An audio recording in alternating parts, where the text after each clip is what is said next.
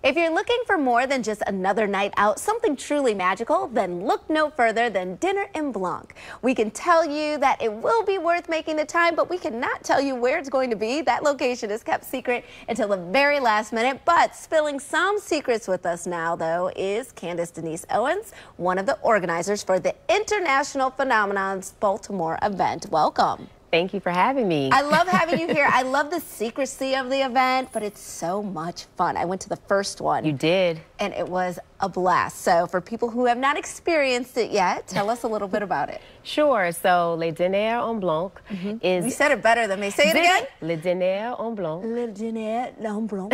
I took a little French in school. Yes. I did too. I just forgot it all. Go ahead. Sorry. It's an amazing event, and it started in Paris about 31 years ago. Mr. Francois Pasquier started this because he was relocating back to Paris, wanted to connect with his friends, told them to wear all white and meet in a park, bring their own food, tables, chairs, everything, and wear all white. And literally, that was 10 people. We're 31 years later, and thousands of people in 80 cities over the world are doing this now. Over the world. I heard about this before it came to Baltimore. Yes. And I had that FOMO, right? Because you're looking like it's in Paris, it's in London, then it came to D.C., and I was like, oh, it's in D.C., so it's close. Yep. And then finally, Charm City got it because you brought it here. We did. This is the third year in a row. Yes, third year in a row. Yes. My team is amazing. My fellow co-host. We've worked really hard, and so we love the magic of this event, and we're named Charm City, and so we felt like what better place than to bring it to the city of charm. Exactly, and it is a very charming event. The first one that you had, the secret location, it's not a secret anymore because it already happened, people. Exactly. But that was at the zoo. Yep. And it was beautiful. Thank you so much. It felt like a secret garden. Yes.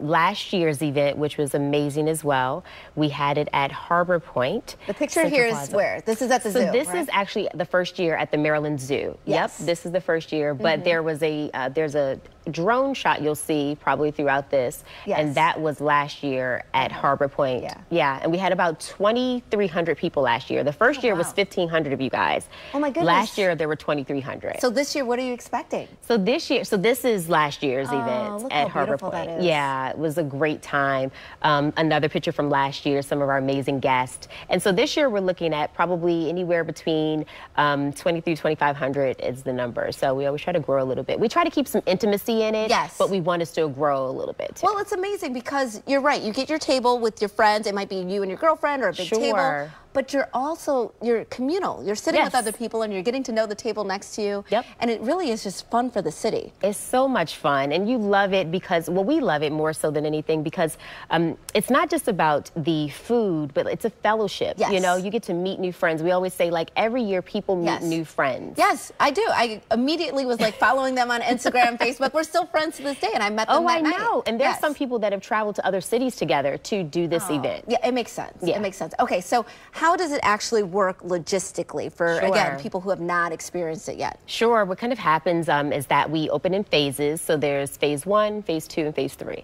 Phase 1 are considered like our sponsors or our VIFs, as we call them, very important friends. Phase 2 are any persons that are sponsored by someone from phase 1. And then phase 3 is what we consider the wait list.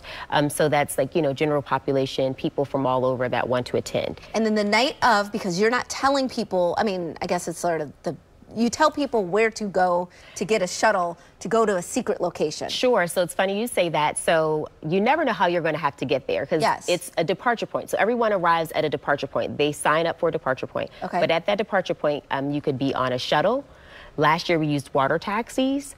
And who knew? And then we also included what we call pedestrian points. So there were people that were walking to the location. They just didn't know where they were walking to, but they have leaders that are guiding them. Okay, so that's how it works. They won't tell you where you're going, but you meet at a departure point. And before we wrap up, I know that you're doing catering a little bit different this time. We are, which is so amazing. So in past years, we've had one particular caterer who serves, you know, delicious food and you can pre-order it. This year, what we're doing in the city is that we want to do some love for Baltimore. So we're encouraging all of our guests to support local businesses and to order their food. So we're not offering catering. We're telling people to go buy their food from restaurants or local caterers and bring it. So do that. Go online. That wait list is open now and you can get your tickets. The location will be announced on the 2nd. Thank you so much for being here. Thank you. We'll be right back. Stay tuned.